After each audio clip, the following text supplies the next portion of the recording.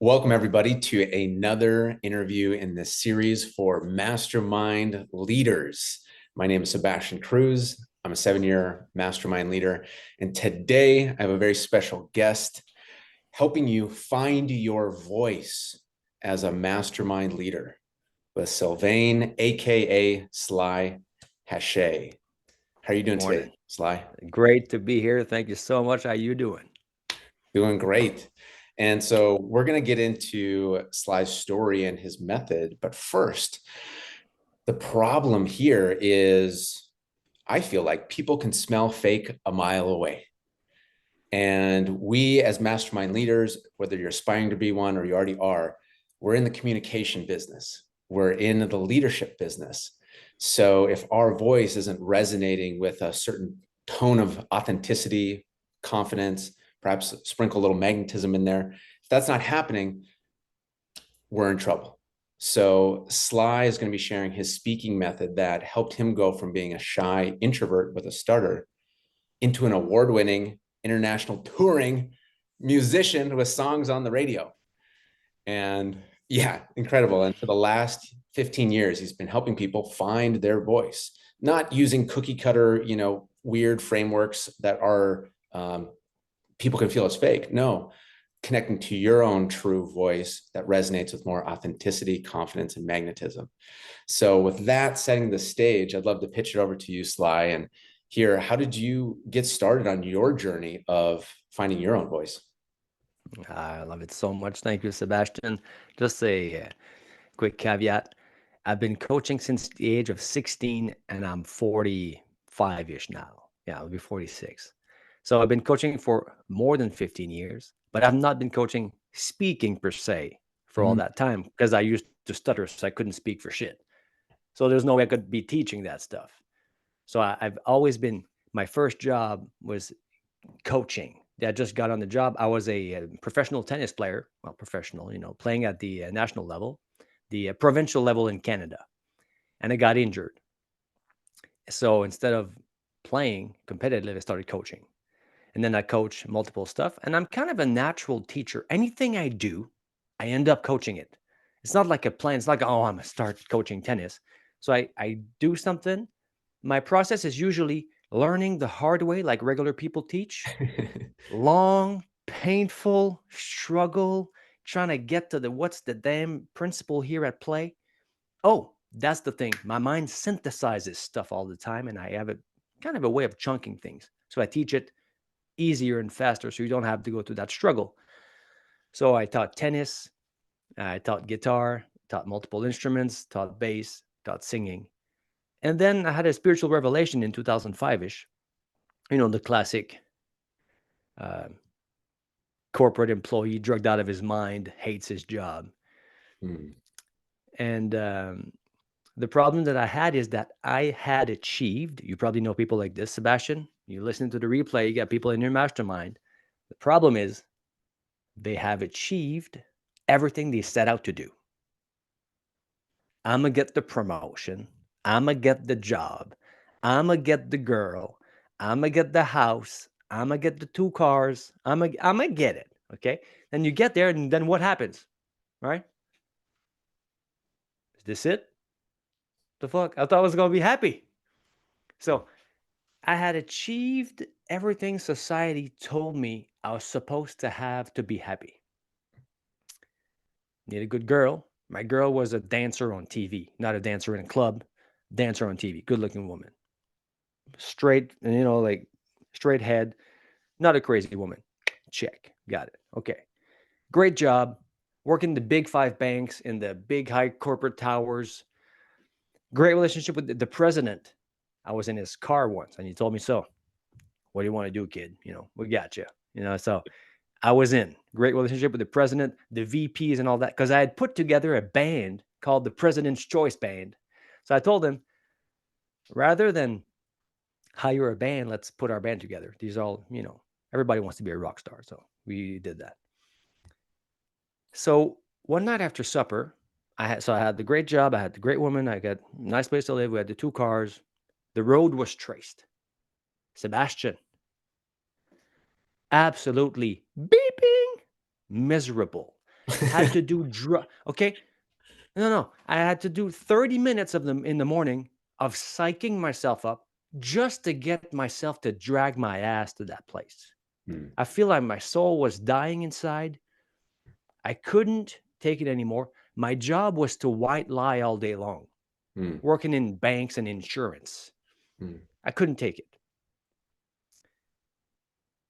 I had to do drugs in the damn parking lot. I couldn't wait. Hmm. Home. I had to wash that away. So drugs every day, alcohol. My idea of a 7 food group was a 6-pack and a hot dog. Classic joke, right? So that junk food, a pack of cigarettes a day, and a bunch of other nasty habits. Hmm. So there I am, but I'm supposed to be happy. I got everything. Sitting after supper, my girlfriend just went back to the room, and I'm just kind of on the table, and I just think to myself, now, Sebastian, you on the replay, the depth at which, and your crew, the depth at which you think, the depth at which you ask questions, the depth at which you, I call it now surrender to God, which I've been doing for 15 years ever since. The depth at which you, I didn't know what it was. At that time, I'm an atheist.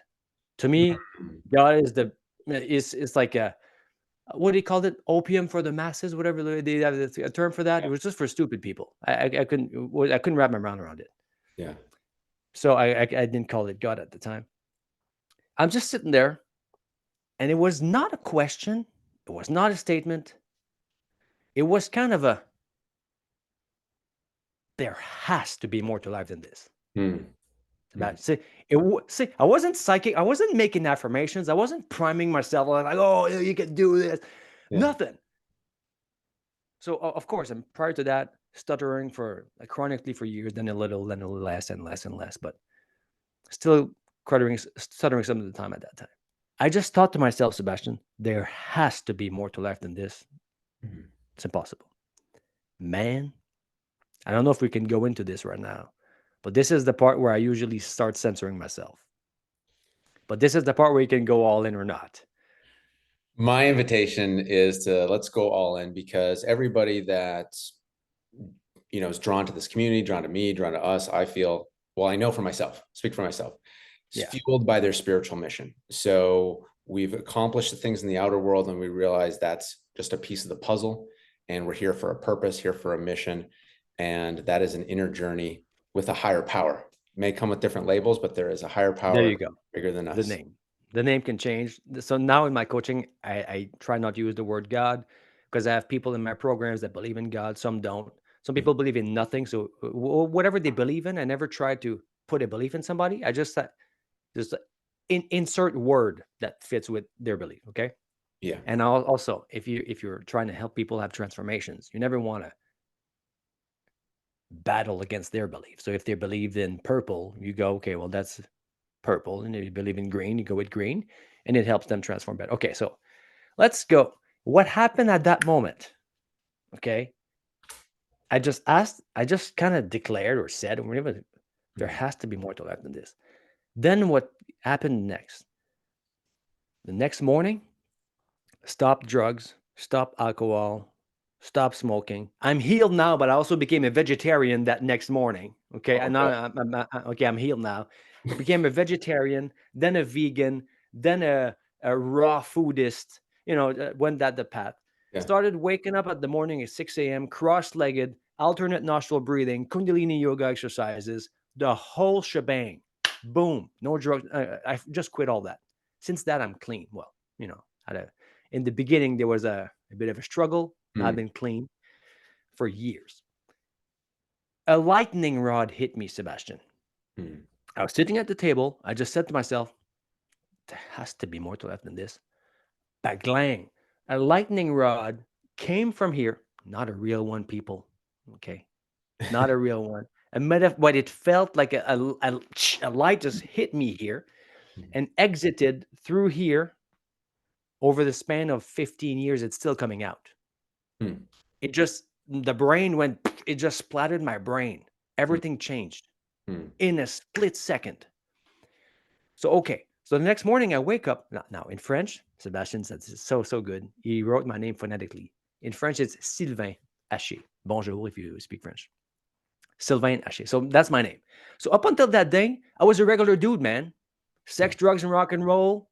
Let's get, give me what I want, get. Regular dude, nothing wrong. Everything is good. My thoughts are inside my own brain, and I'm me, and you're you, and fuck you, and regular dude. Sports dude, I played a lot of sports. Then I went to drugs because of the rock and roll. So I was a dude. What I think of myself, they called it self-image in psycho-cybernetics. Yeah. Self-image. When I think of myself, it's as if something, let's call it the universe, pulled the rug underneath and my whole internal world crumbled. So Richard Bandler, or anyone that studies, internal stuff, says that any system that crumbles rebuilds itself stronger. That's what happens. If you live somewhere where there are like tornadoes all the time and it crumbles, when you rebuild it, you make it stronger. So that happened. So I wouldn't wish this upon anyone who does not want it, but now it's the best thing that happened to me. The whole thing crumbled. I didn't even know who I was for a split second there. So it rebuilds itself. Cool, man. As soon as it stabilizes, guess what happens? Same thing again. The whole thing crumbles inside. No, in French, we call it point de repère. How do you call, Sebastian, the things that float in the water that boats need to circumvent around? Like buoys? Buoys, yeah. Floating in thank you. the water. Yeah, never said that word in English. Happens all the time. English is your second language. There you go. So right. No more buoys to know where I was. Look, woof. Okay, then it stabilizes again. And on and on and on. Every few weeks to a few months for 3 years. Anytime I would stabilize a sense of self, you know who you are. Yeah. Nothing. At a certain point, man, this is when I knew there was something cooking. Somebody called up my name. So you can say like Sylvain Hache or just say the name. Yeah. So like a dog. If you say, hey, Snoopy, Snoopy recognizes his name. Oh, that's me. Turns around, right? So when I was a kid, this body got trained to, when I hear the name Sylvain, just turn around as, oh, that's me. But that moment, something happened after, years of whole personality inside crumbling. It was not a who that turned around, but it was a what. Okay. And this is the biggest shift. So I recognize, so I heard the sound, I turned around, and I realized internally, oh shit. What just recognized itself is not even a who anymore, it is a what. After reading for many years, we call that consciousness itself, for example. And I started reading that stuff in the spiritual books was my internal experiences. Yeah. Now, I'm not saying I'm an enlightened being. I'm not an enlightened sage or anything. I'm not saying that at all. And as I'm reading this, I'm thinking to myself, I'm not an enlightened sage at all. We're not an being at all. I'm still a regular dude. But the internal experiences match with some of these things that I read in these crazy books of the spiritual stuff. Yeah. So the purpose of the mastermind, why I love every one of you listening today here, mastermind, is because Napoleon Hill said it great, and Jesus said it too.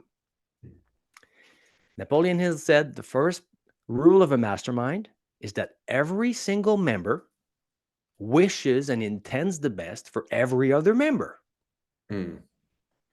That's because at a certain level, you realize that these people are also you, because you are ultimately consciousness itself in different bodies. So if you look at a light bulb, this light bulb is different than that light bulb, which is different than that light bulb, which is different than that light bulb. I'm different than Sebastian. I got blondish hair. He's got darker hair. He's got more muscle than me, right? So we're different. Okay, got it. Okay, this is his body. So that light bulb is that light bulb.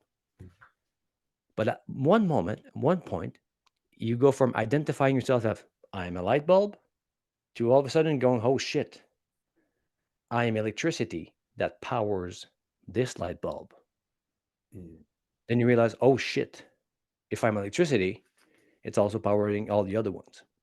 So in the mastermind, the reason it's so crucial for you listening and everybody in your mastermind and everybody here and in one of my masterminds, the number one rule by Napoleon Hill is that every single member intends and wishes the best for every other member, because ultimately we're one and the same thing. Mm. So that's where the mastermind and the spirituality starts cross-referencing to me. So it's the most, I always say to people, it's the most selfish thing you can do. I love this guy, Sebastian. Cool guy. Putting together something amazing here in the community. I love this guy. The most selfish thing I can do for myself as consciousness. So yes, there's Slyvain, Hache, the regular dude. But in meditation or in deeper states of mind, ultimately, my wishing the best for him is the best thing I can do for myself, and vice versa. Mm. That's why it's so cool. Absolutely. So I believe that's a great segue into what I'm getting from that is speaking with people instead of speaking at them, because there's this fabric that connects us all. And to me, I just feel a complete difference in that approach, coming from that place. And yeah, so if we could go into, a bit of your method of finding your voice, whether a mastermind leader is on stage at the live event, online in the podcast, in the webinar they're doing, the one-on-one Zoom call they're doing, or the networking conversation, from that place of, okay, we're all connected in some way. And how can I speak in service in a way that transforms, not just, is face noise happening in the room. And that's, I know the heartbeat and everything you do is transformation. So it's not, it's not just speaking just to look a certain way or be a certain way. It's like, okay, service for the other person as a reflection of us all connected.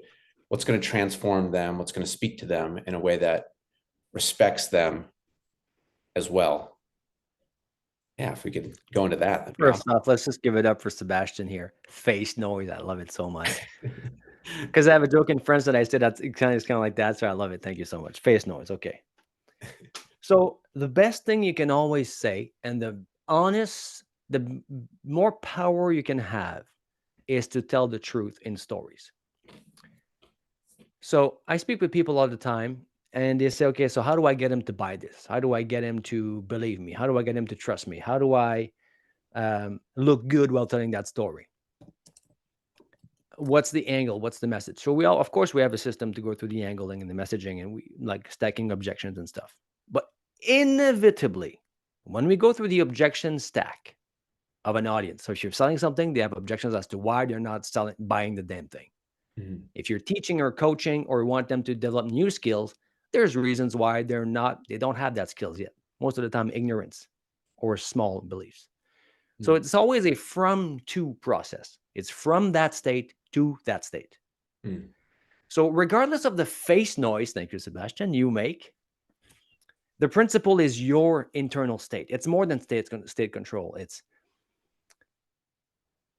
the difference between you being inside your bubble, trying to maintain, people do that. You have your little prep routines. Okay, let me love on them, or let me prime myself up, and they do power breathing and power posing backstage, jumping up and down to be in a good state. And then they put themselves in a bubble, and then they try to go influence the audience with their energy that they project. Let me influence them. Okay. The first time I became aware that the presence of the messenger is more important than any face noise, you say, I was 7 years old in church. Okay. Sebastian, at the time, I'm a chronic stutterer. I know I'm going to go there to get laughed at. It's not like I'm trying to psych myself up. It's a given. This is going to be a shit show. Yeah. As I walk there, I kind of internally give up, blah, blah, blah. Something happens. I get onto the podium. I put my hands on the thing, and my personal sense of a bubble, what we call an aura, an energy field. Right? If I get close to Sebastian, I mean, we're cool, but if I get too close to you in person, you'd be like, hey, man, right, I got my bubble here, okay? All right. We're cool, all right? But then, just don't come that close. Yeah. Okay. So people when you get on stage, if you're not used to being on big stages, a lot of people have their bubble this size, dealing one-on-one at the office. So number one, to have a transformation, regardless of the face noise, is to have your bubble be bigger than the size of the room. So the audience is seated inside your damn bubble. Mm. The first time I realized this, I was 7 years old. I put my hand on the thing, and then this phenomenon happened. It went woof. I didn't even know I had a damn bubble at the time. Mm. At 7 years old, I mean, what do you know? I didn't even know I had a bubble, but it went, like, okay, it peels the paint off the walls. Now, for 1 second or two, I just kind of gazed at the audience. I'm thinking, wow, this is amazing. And as I'm thinking, am I the only one feeling this? My uncle, okay, who's in the church. And this is white church. This is shut up and don't make a noise. This is not jump up and down church, like some churches. This is just, look down, don't make a noise.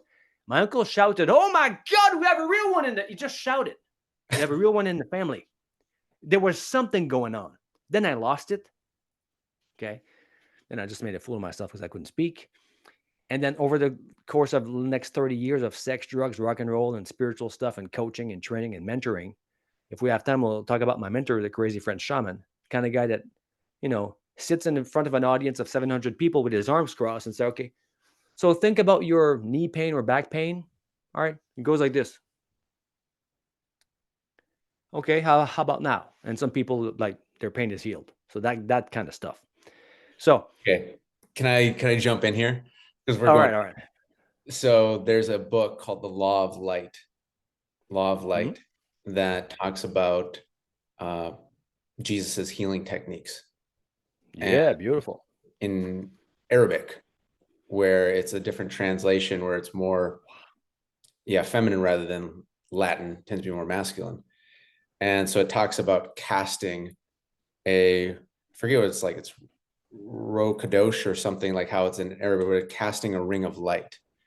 And There you that's go. what it talks about, of building that energy through the different mystery schools, building that in so that when people would come for the healing, they would be in the bubble. And So that that's what you're will talking beat about. any noise Speaking. you'll make with your face. Okay, that's now, I always say the game of public speaking is won or lost before you open your mouth. That's what I mean. Mm. Mm. So exactly, thank you, Sebastian.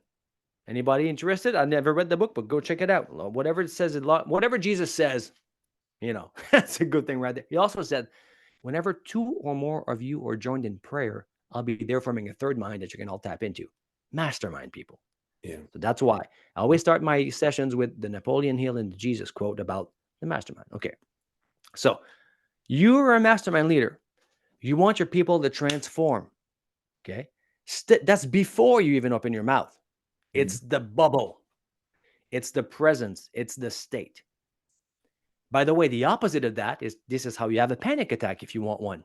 You imagine yourself in a little bubble. If you're spiritual, you have a little light bubble.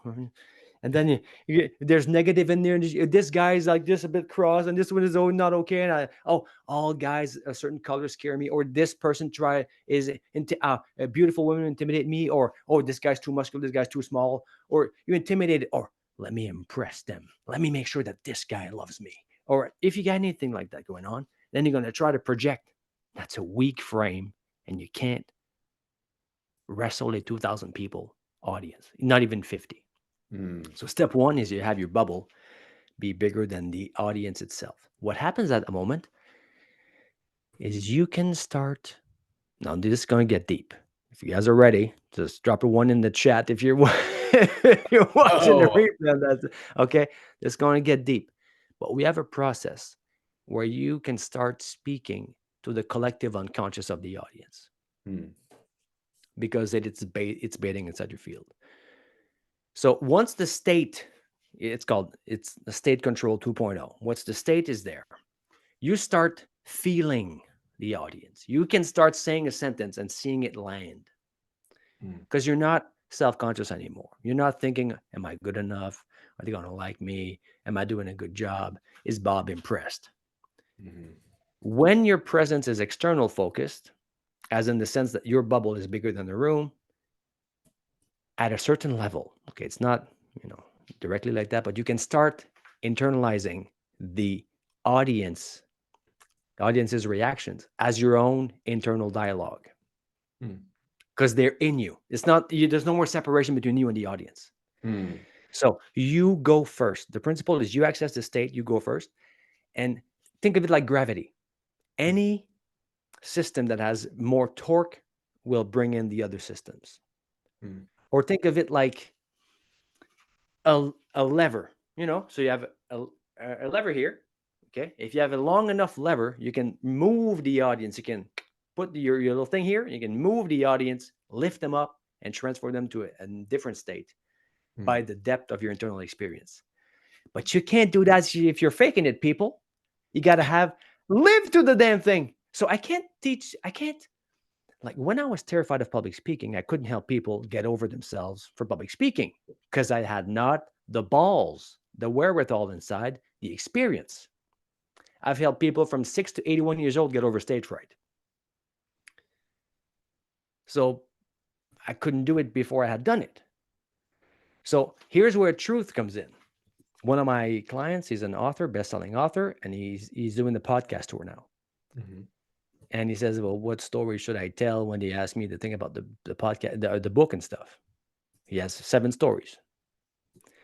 I said, why not tell the truth? He's a clean guy, best-selling author. He's on TV. Everybody knows him.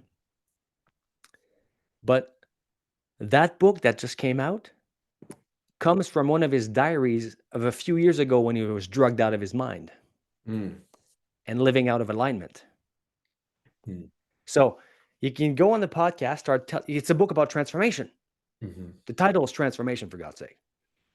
So when he gets there and starts telling the story of, I've been trying to write this book for 9 months and it wasn't coming out. And then he goes into the story of about how he felt when he found one of his diaries in the depths of his despair. He was just scribbling things out. And this became the framework that informed the book.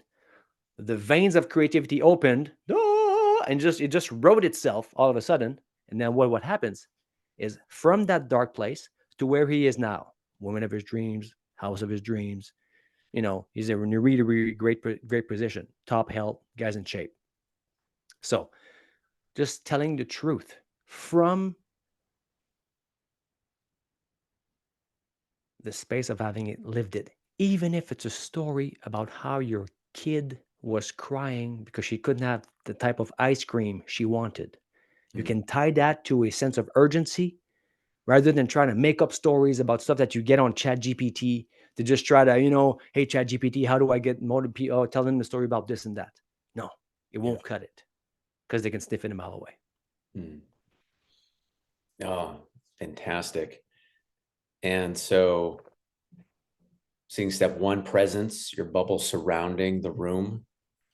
Yeah. Step 2, speaking to the collective unconscious of the audience. And what that resonated with me is, tapping into what do the audience needs? And like you said, the different conversations being like almost different parts of ourselves, because if we are in a certain state, we're going to have the same questions or the same reactions.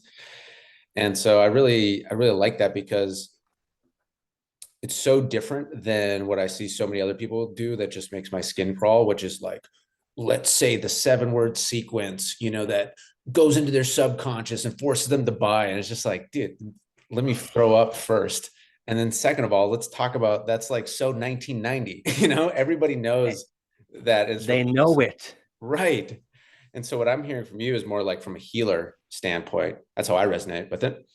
And I know we can both resonate on that because as I've called myself an undercover healer, you've been trained for 9 years plus deeply. And you call yourself a failed monk. So I know you got that. A monk and a retired healer. Yeah. A retired healer. Yes. Yeah. So from that space, connecting to the unified field, morphogenic field of everybody, what do they need to transform and get through that? So I love how you're reverse engineering the steps from ignorance to understanding.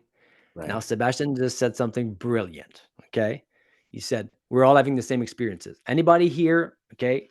If you Google Tony Robbins, something deep question. In one of his seminars, Tony Robbins asked someone, who here would like to share a secret you've never shared with anyone, but is really pressing down on your heart and you'd like to let it go? And some brave soul go, okay, I never said that to anyone. Okay. So it's a secret. Nobody knows that. Okay. Then the person says whatever the deep, darkest secret that they have, and they go, oh, I'm so shameful of that. And when the person finishes, It's part of his shtick. So Tony Robbins, his events are really structured. Like it's the same event, right? He does a structure. So he says, okay, who here has the same experience? Most hands go up. The more personal you have it, the more universal it is in terms of storytelling. The emotions. I call it, we have a system, it's called emotional algebra. And we use that to what we call Steve Jobsify your message. Talk about big ideas. Okay. So before we get to this, let's go to the difference between speaking of legacy, status, wealth, significance, respect, and stuff that people want versus speaking as that. The difference between speaking of versus speaking as. So let's say Sebastian starts a wrestling school. Okay? And it's about confidence and respect or self-protection. So anything you're selling, if you're selling insurance, what you're selling is actually peace of mind. You're not selling a piece of paper, you're selling peace of mind. So whatever you're selling, there's every industry has a thing that they're really selling, which is what people are buying into. We're speaking with the wonderful Anna Chapman in the financial services. So she's selling peace of mind. And some gain and greed and getting, but depending on that there's like a continuum from peace of mind to greed. So you just find what you're actually selling. Usually it's an emotion or a big emotional driver that's been there for 2,000 years. And it's going to be there always. It's the same thing. So a lot of times people will maybe sprinkle some of the words. They'll make some face noises. We're using some of these terminologies to speak of legacy or respect or self-confidence because they know it's nice to sprinkle it in. That's speaking of these type of things, speaking about these type of things. What we do is you speak as that. So you wear this like a one-piece suit. You embody that. You become an embodiment of those ideas. And as that, so for example, if Sebastian let's say he starts a wrestling school and he's making a conference to the parents of the kids who's going to pay for the damn thing. And he wants to sell an upgrade package for prepay for the year and save 2 months. That was the right. It's that extra package where they learn how to use the chair, like WWE wrestling. I don't know if that. Yeah, there you go. The upsell. $19.99. Yeah. So it's about security. It's about peace of mind and stuff like that, right? So getting respect. Okay. So you say, okay, Sebastian wants the audience to buy the damn thing. Okay. Because he's got to put fuel in his jet. Legit. No problem there. You got to put fuel in the damn jet. Okay. But what does respect or integrity or honor or self-defense want the audience to do? And why won't they do that? And once this will give you the real objection stack that the collective unconscious has to doing that thing. They know they probably should be doing that, but they're not doing it. You get to the real reasons that have nothing to do with Sebastian or his school or the way he's dressed or the color of his hair. You get to the internal reasons of the people, which is where the drivers are and the stops are. And then you embody that when you become an embodiment. So people, we always get to this in our system. We say, well, okay, well, I could be legacy, I could be this, or I could be that. You choose the one that is more closely related to your natural casting. So an example is if you're smoking crack and sniffing Eggo waffles for breakfast, you can't use longevity and health as we call it greater than. It's like a greater thing than yourself. It's a bad embodiment. So are you saying here these are like different speaking archetypes that like a person naturally finds or not? No. So here's the way we do. So let's say we have I'm just making it up. We have a wrestling school. Okay. If they buy the package where they get the chair thing. Yeah. What's that going to give them? That's going to give them self-protection. It's going to give them a bunch of stuff, right? Yeah. It's going to give him the feeling of confidence that they can defend themselves. It's going to give him stamina. It's going to give him discipline. It's going to give them a bunch of stuff. Yeah. that they then translate to the rest of their life, and their parents are going to be happy with that. Or some parents is just going to give them out of my hands for 2 hours and I'm going to have a break. Yeah. So it's going to give them something. And you always end up with a bunch of different big ideas that you can work your messaging off of. Okay. And you need big ideas to have your messaging be solid. Otherwise, the only torque you have is these little, you know, like we're saying, your little manipulative tricks you're trying to do to manipulate the audience with your subconscious things that you do. And then you learn smile after the words and you just do the little tricks. People see it a mile away. Yeah. And the only emotional torque you have on yourself is, I got to put some jet in my fuel in my jet. Yeah. So out of the big drivers, the big things that the audience will get from this, one of them fits with you without even trying. Like for me, it's self-expression. Okay. I'm not even trying. You know, the ex-chronic stutterer that's on stage and on TV and teaching TV hosts and international keynote speakers. I'm not even trying. It's just self-expression is my thing. Hmm. So this is in the multifaceted world of big idea messaging, this is the one that I mirror the most. And I speak as. I don't speak of self-expression. You never heard me say the word since we got here. But I'm Right. speaking as that. Hmm. That's the difference. Got it. I have an idea that just popped up as you were sharing that. I wonder, so for this is for a mastermind leader, and I wonder if there's a through line for all of us leading a mastermind group is team or we rather than me or alone. Because what I find, and this is really like a question, I wonder if this is a through line, because Yeah. what I find is that people attract the purpose awakens, the spiritual mission. They hit that point of, is this all there is? And they realize there's more to this, just like in your powerful story. So there's this calling, this mission-driven mastermind leaders that pulls them, compels them, even if it's not convenient, not comfortable, but it's compelling them. And it's this type of energy that's like, well, if I go alone, do this mission, I got to do this mission. And so what happens is there's a lot of lone wolf chapters of the life for a lot of people, especially with a spiritual awakening comes in. And so going this transition of finding their own team and then leading that for others so that others don't have to walk the path alone. So it goes from like me, I got to figure it out, to we can figure it out, solo versus team.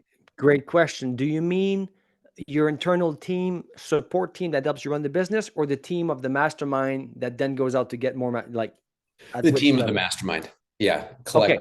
Thank you. Yeah.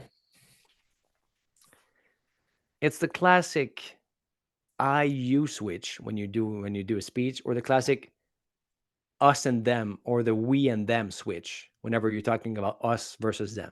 Yeah. Yeah. That's the classic one. The problem with this is people get hung up on words or Mhm. face noises, as Sebastian says. Yeah.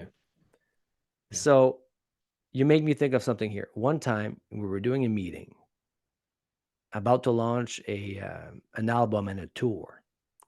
And then the drummer was talking about this, and that, and pay and how long it was going to take and the time there was getting up on the logistic stuff, but not on the big idea of itself. And I told him literally, I don't care what you, in French, I don't care what you say with your face. What matters to me is if we take a blood sample now and flip it around, would it be yes or no?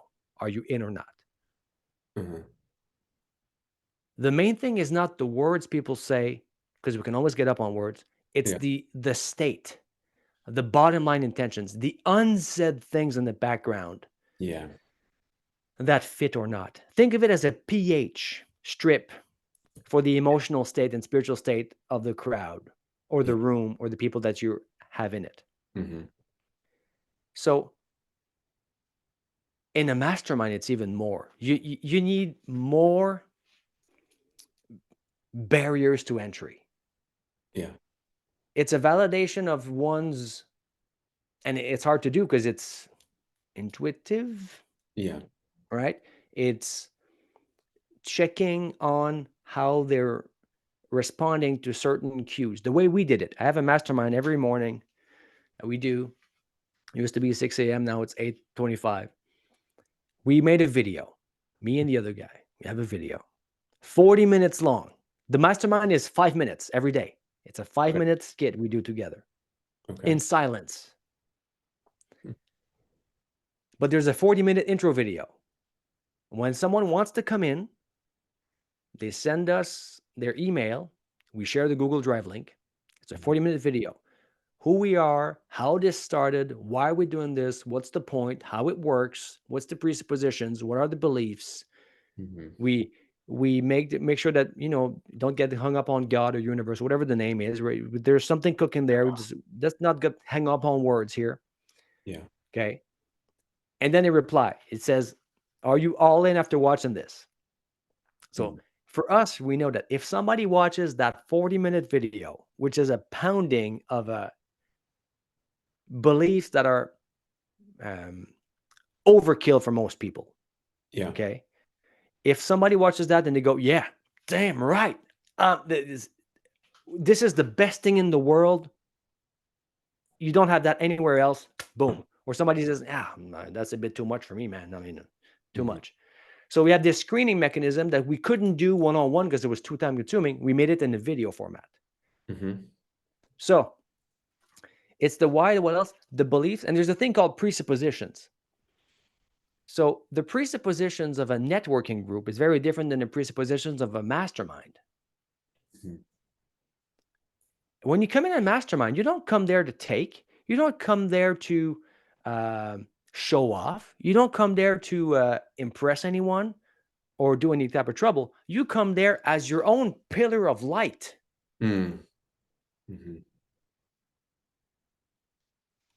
So think of 12 pillars together and think of what Jesus said or what Napoleon Hill said. On these 12 pillars, then you can start building something with a strong foundation. So you want people that can pull their own weight and say that in a way that is respectful, but there needs to be some sort of a filtering mechanism at the door. Right. So that's the main thing. Yeah, and what I take away from that is the more we are in truth of who we are, the more that brings forward to us people that are aligned with that mission, and the more respect that we speak with as well. It starts the relationship from that place rather than, trying to subconsciously arm wrestle somebody into submission. Yes or yes. So I have a question for you. And I wonder, the question is, how do you guide people to how do you guide people to not fall into the trap of the fake news voice? Not fall into the trap into the fake news voice. What's the fake news voice? Yeah, it's what I'm wondering. In my experience, I would be talking with somebody in a certain way. And then if the camera turned on, that little green dot in the MacBook, all of a sudden, boom, there was a voice. And, this way and that way. And, over time, started shaving it down. But still, there'd be a boom, boom, that would be like layers between the connection and could feel a little fakeness off. So that was one trap of falling into it, of putting on a front that people can feel, especially with all the information these days. People are turning into truth sensing machines. I feel like, we can just spot fakeness a mile away. So it would be that, or maybe I'd be in a good flow, and then all of a sudden I'm about to crack a joke because that's how I am in person. And then I'm like, oh, what is grandma going to think about that joke? Grammy's not going to like that joke. So all of a sudden I start speaking and thinking, well, what if I speak to this person, or what if this person doesn't like? And all of a sudden I'm speaking to everybody, which is nobody, of course. And I'm just kind of like a disconnected robot. So my question for you, and it's a long way of framing it, is that has been a journey for me. And I feel good in a good place. I always get better. And at the same time, it took me way longer to let go of that than I would ever thought. And it was fear of judgment, fear of ridicule, fear of not knowing like who I am, what do I feel, what do I believe, and what anybody else believes or feels. That's fine. That's okay. I know what's here. It took a long time to get there. So I'm curious, how do you help people go from like the fake news voice, to speaking in a way that's true to them, but also confidence, because sometimes we can have the unconfident version of ourselves, the, whatever. So like centered in that connected, confident approach. Voice. Such a great question. Thank you. So I have a joke about the switch for an accountant. Maybe Anna would like that. I think Aiden is, no, she's not in accounting. Any accountant in the mastermind that I haven't met, you'll like that joke. Yeah. I was shopping around for accountants when I incorporated, and then they were all cool and nice, the Zoom call thingy. This is good, this is great. And then they would have the switch. Then they would move into sales. Oh, and now I'm closing. Right. The switch. Right. Yeah. You feel it. Yeah. So exactly what Sebastian described, think about this when you listen to the replay, okay? If you've seen anybody, you're like in the back of the Zoom room, in the green room, and it's switch. There's a switch. So for some people, it could be a good thing. Okay. So, but most of the time it's bad. There's a switch before and after the camera. There's a switch on stage before the teaching part and the selling part. Okay. We have a musician in the mastermind. You know what I mean? I teach crossfading, the selling and the teaching. Crossfade. So you're never selling, you're never teaching, you always teach selling. You just crossfade it. So you don't have that switch. Don't have the switch. The switch is bad. So I could see them on the Zoom call, their face color would change and they would go into their script and then they would start reading, like they hired a business coach and they're just reading the thing. Okay, so you don't do that, number one. The way you asked me, how do I prevent that? Easy.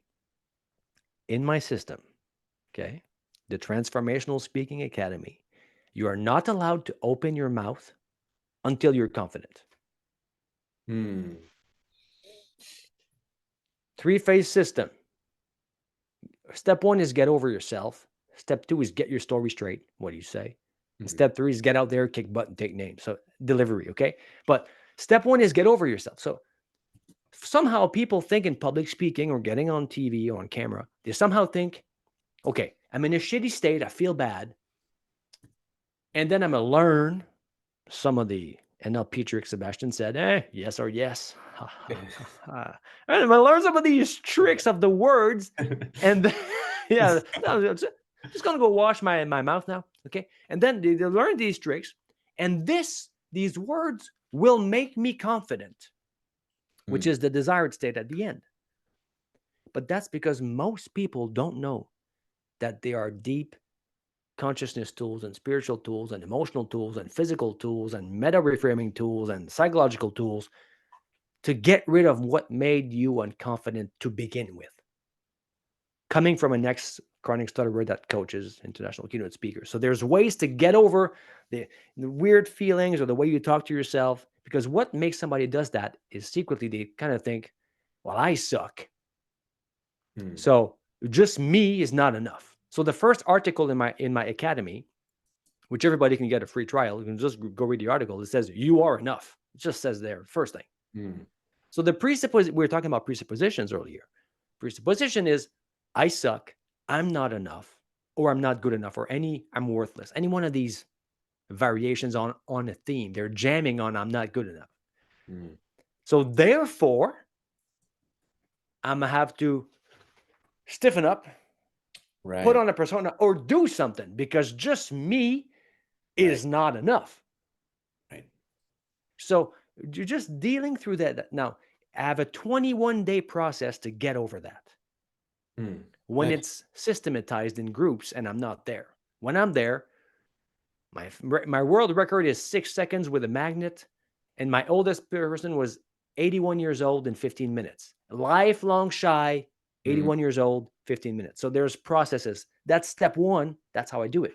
So if people want to look it up and they don't want to work with me, the easiest 3 ones that I've systematized, if you are a visual person, you're making catastrophic scenarios all the time of getting laughed at, and highly visual, use a technique called shamanic holograms. So with shamanic holograms, or reverse shamanic holograms, the different versions, you let your subconscious mind generate a hologram in your hands that you can look at. Highly visual people do that like that. Think of an apple. Okay, you can see that. Now let your mind, don't create one. Let your mind do it and watch it like a movie. A hologram that represents the shitty state you're in. Mm. Okay. Now you put your hand in the damn thing. Does it really feel yucky like I feel? Yeah. That feels yucky like I feel inside. Now, it's not like you're making yourself feel badder than you already are, right? So it's just a representation of the bad feeling that's already there. Right. Okay. Because you're a visual person. You put your, that's kind of like, okay, now step 2, we're just doing it quick here. You let the thing that is the most powerful in your real beliefs. If you believe in God, let God make the changes to the hologram. If you believe in nothing, let the impending doom of nothingness de-dramatize the situation. If you believe in subconscious power, let whatever you believe in make Jesus or the angel, whatever you believe in, for real. No, don't make stuff up, for God's sake. You already feel bad. You already think you suck. Get over it. Step 1. Okay. Yeah. And then you let whatever you believe in make the changes to it. Then you put your hand back in. Oh man, that's something. Because it's a you're not imagining things. This is a representation of the changes going on in your subconscious mind that you are observing. So the difference in therapy and getting over yourself of observing a change and noticing it as it is changing, rather than you trying to, let me put some blue because blue is the color of peace. No. That way, the healing, as what we call ecology, it fits in the ecosystem of your mind because you observed your mind doing it rather than directing it yourself. It's a beautiful thing. Once the change is made, it feels like, oh man, this feels pretty good.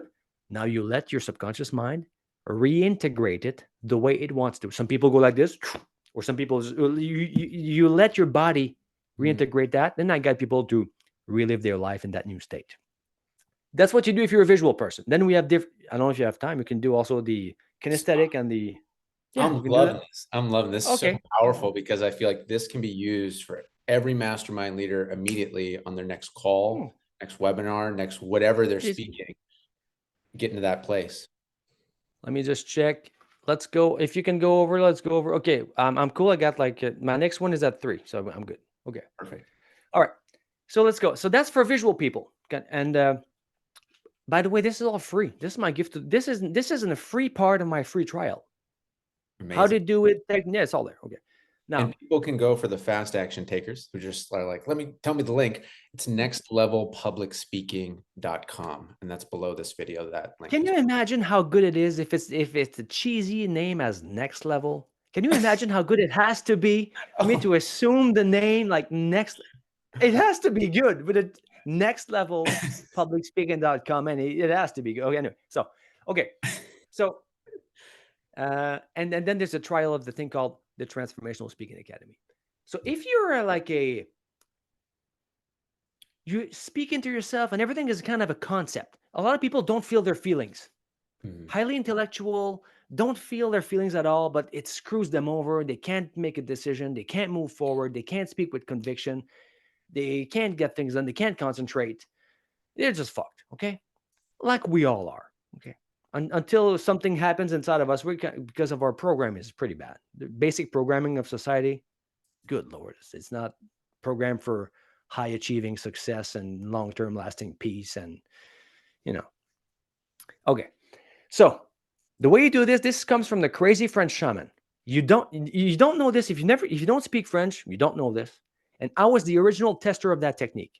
Oh, wow. Crazy French shaman, one of my mentors called me, hey, Sly, I invented a new technique. You want to try it? Sure, man. So I tested that for 2 weeks. I called him up. I said, man, you should call that the Superman technique. It's insane. You want to try it? Let's go. All right. So pick something in front of you, like a pencil or something like that. Just pick a physical object that you can move. AirPods. There you go. You don't even have to tell me what it is. So think of something that prevents you from doing what you want. You don't even have to tell me what it is. It's secret to you, okay? And so think of something, in terms of speaking, whatever. You want to make $1 billion. Anything you want to be, you want to do something, let's take something that would help you the most. Okay. You should do it. you could, but it's like, it's like a little hesitation or something. Just pick, and don't even tell me what it is. Okay, so just for the audience here, I'm gonna focus on speaking because it's whether it's Okay, speaking, finding my voice, being authentic, more magnetic, more confident. So I'm gonna feel the block that's relevant to me this week and invite you to do the same. beautiful. Yeah. So at home, pick your situation, and you're good. I glad you had that, Sebastian. I had a client do just that in my coaching call this a few weeks back. Okay. So when you think about that air quotes block that you had, you might have feelings, whatever you're processing, you might be images, you might be things you're saying to yourself, you might have memories, you have stuff going around that are linked to that thing, right? Just like you have a story going on, just something going on there Yeah. that if I'd be sitting next to you, I don't have in my head, you have it, or somewhere, wherever it is. Okay. So you have that thing. So now what I want you to do is to not shy away from it, not try to change it, nothing. Just know it. Point to me where it is. Like, where is it? Is it in a bubble? Like, where is that thing? In the stomach. And I'll just be Okay. totally transparent here to share because so people can connect. So for me, it's like some nervousness that can come up before speaking, um, or And then it's probably linked. and speaking Yeah. quickly too. Like I got to slow myself down. So I feel that in the stomach, and then here to go to kind of. There's that. Plus, you're probably talking to yourself in the background of that thing. Oh, I'm an idiot, or whatever the words are. You probably there's maybe some sounds associated to that. Plus, a sequence of experiences with proofs in the past that it's what it. I'm like that. It's an identity thing. I don't blah blah blah. Right? Simple stuff. That's very simple, people. That's the baseline stuff. Okay. So now, don't exaggerate it. Don't put it lower. Just notice all that. Become honest with yourself internally. Mhm. Okay. Now, before we get started, as if we haven't started already, just access your full Sebastian Jedi state. Like the best, you like your whole stuff, right? Mhm. The full Sebastian. Okay. And then surround the whole thing with your awareness on a timeline of space since when that thing is there. And also, up until when did your subconscious mind presupposed that it was going to be there? Because eventually it thought it was going to stop. So just circle it in time, circle it in space. So you had the thing in the belly, and then you have maybe thoughts, whatever's going on. There you go. So now Sebastian is realizing that he's bigger than that because he can circle it. Okay. So now he's already gaining power over his own situation. I'll do the narration at the same time so we can have fun. You can also see his face, muscular changing already, his breathing change, his posture is changing. So that's already good news. Now, Sebastian, I want you to please take the object you have in your hand and compare. You need to answer one question. So you will look at the whole situation you had going on. And now open your eyes and look at the object you have in your hand. Open your eyes, look at the object, and tell me what is realer and more non negotiable. All that stuff you were talking about, or whatever you have in your hand. What I have in my hand. Okay. So now Sebastian just saved himself a trip at the psychiatrist. Okay. This is good. Some people, I swear to God, Sebastian will say, no, this is realer. So I have to walk them through. Okay. What happens if you stop believing in that? Well, it just disappears. Okay. What happens if you stop believing in the pen? Well, it stays there. Okay. So you get it? Oh, Yeah. but Sebastian is a sane man. So anybody was wondering, should I partner with this guy? Yes. This guy is a sane man. Thank you. Okay. That's So that's step one. See, this is a sane man. Okay, number one. Now, as you realize this and you look at whatever you have in your hand, keep on looking at it and tell me what happens to all that was going on there. What happens to it? it just seems so much smaller, like that fear. It Everything's shrinks. so Yeah, small. classic. What else? Keep on looking at it until you realize, oh shit, this thing I have here is realer and more non-negotiable than all that. The feelings and the thoughts and all that. What happens to all that? It shrank, and then what else? Makes me think of my body, which I'm noticing is, realer. And so it just makes me feel Yeah. stronger in posture. Stronger in posture, become more aware of his body, and realizes he's a beast, right?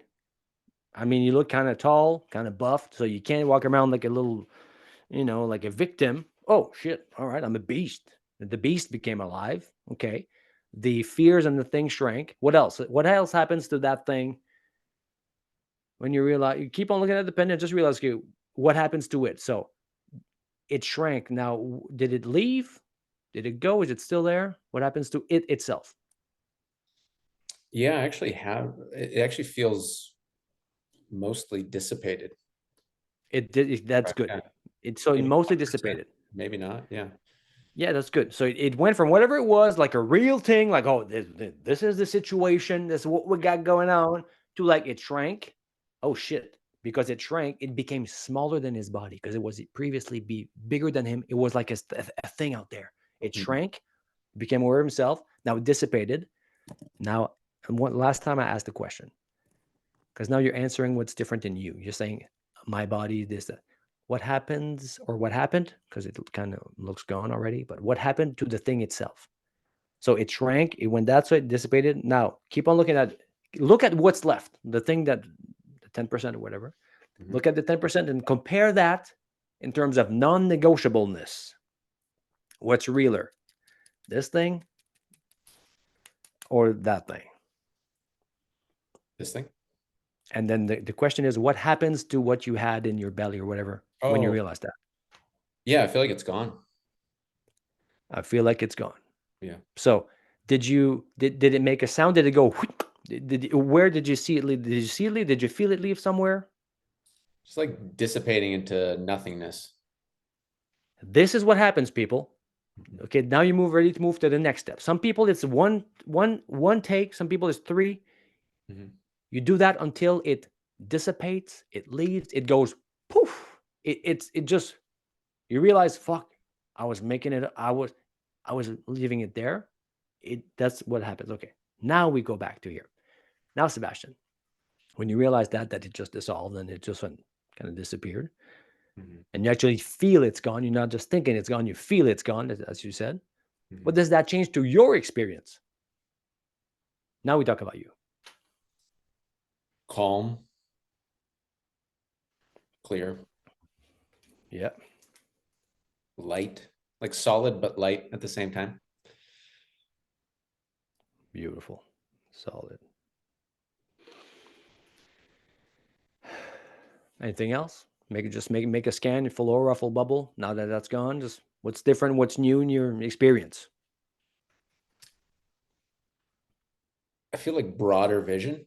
It's like Classic. previously being in those feelings is like tunnel vision. So it's just like Classic. open it up. Mhm. Yeah. Peripheral vision on stage, people, is the thing. Also, this is step 3 in our system, opening up the eyes, the feelings, and the ears on stage. So Oh, we're wow. getting there. Yeah, it's part of the system. Okay. Yeah. All right. So when now that you're calm, clear, you're solid, but kind of light at the same time, which is pretty cool. I know exactly what you're talking about. And Yeah. that your vision went light like that. Yeah. What does that allow you to do?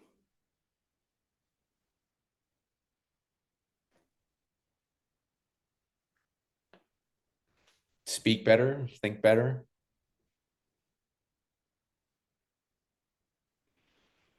more space for fun, more space for smiles. Yeah. More authentically you. Mhm. More space. Think better. Speak better. Comfortable maybe with silence and space, smiling and laughter and having fun, right? Yes. Comfortable with silence and space. Yeah. Yeah. And when you can speak better and think better and be more comfortable and fun and smile and all that, what does that allow you to be? More powerful, happier, better leader, communicator, better service.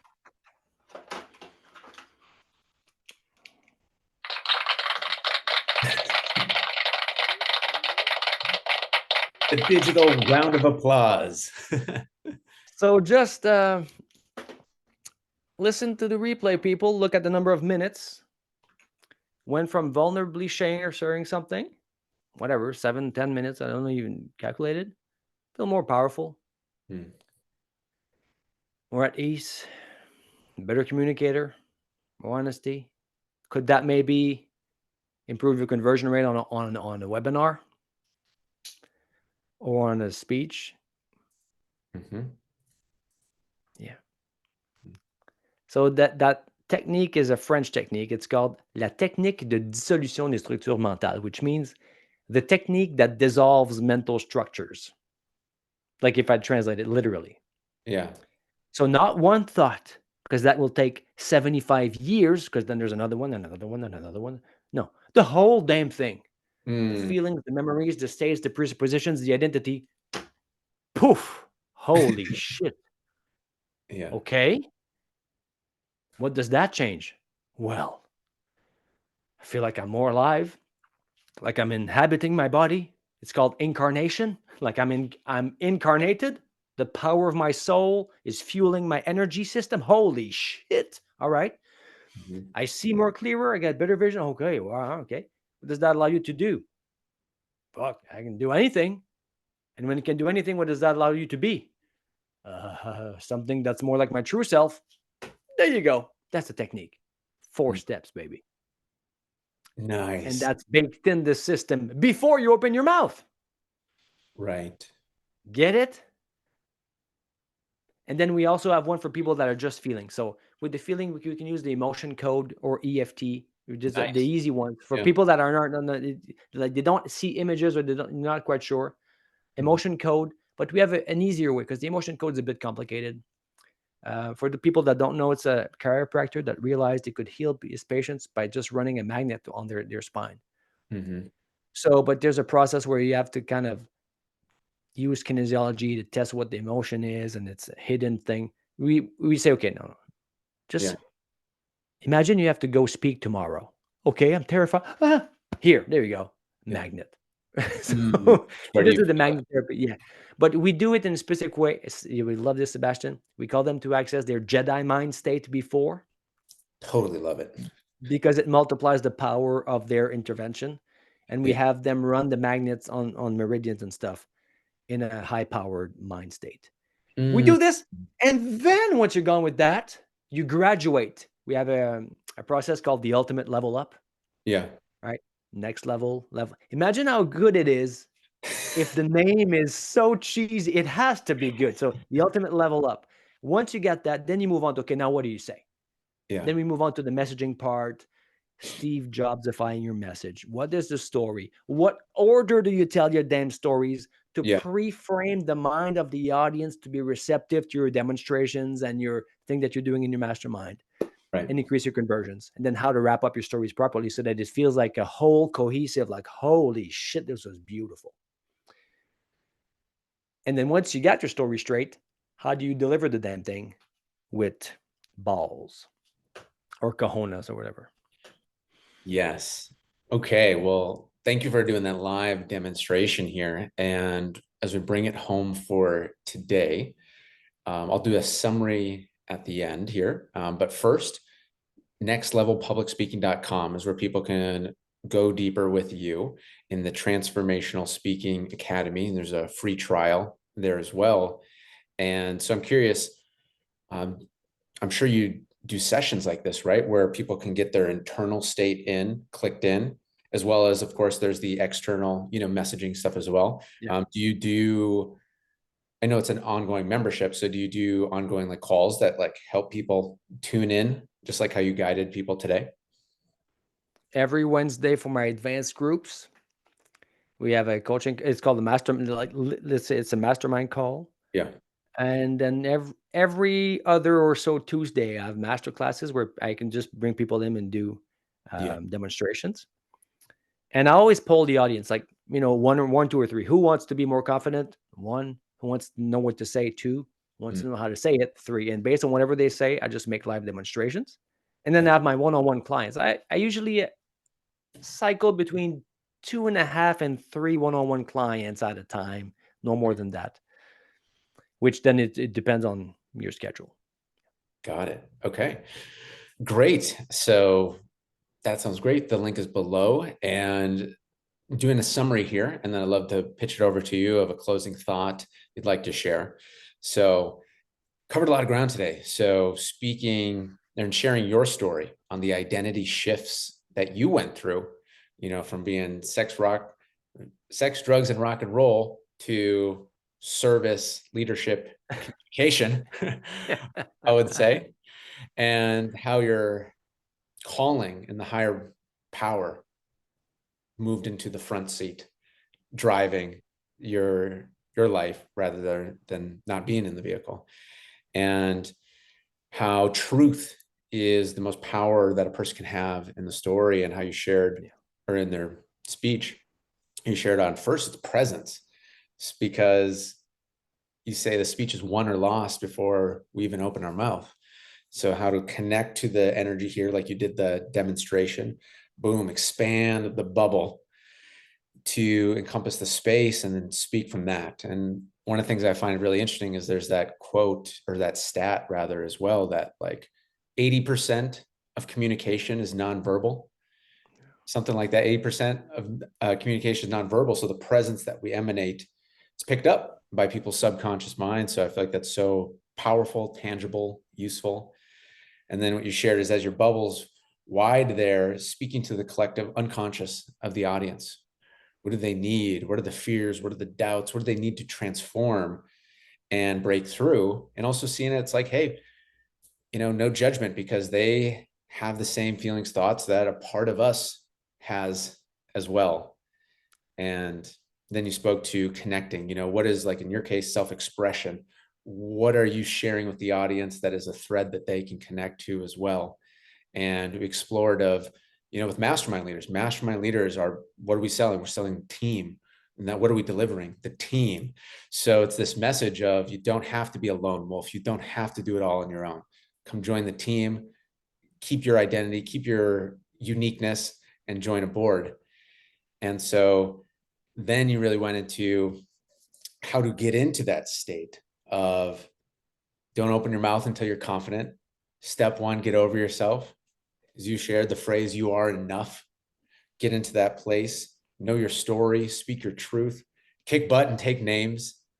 And you wrapped it all up with this guided facilitation, going through the bad states, seeing it in your hand, putting your hand in there, transforming it with a higher power into the good state, integrating it however that's for you. And that's for the visual people. Maybe that resonates. Maybe your audio, maybe you're conceptual, maybe you're more kinesthetic feeling.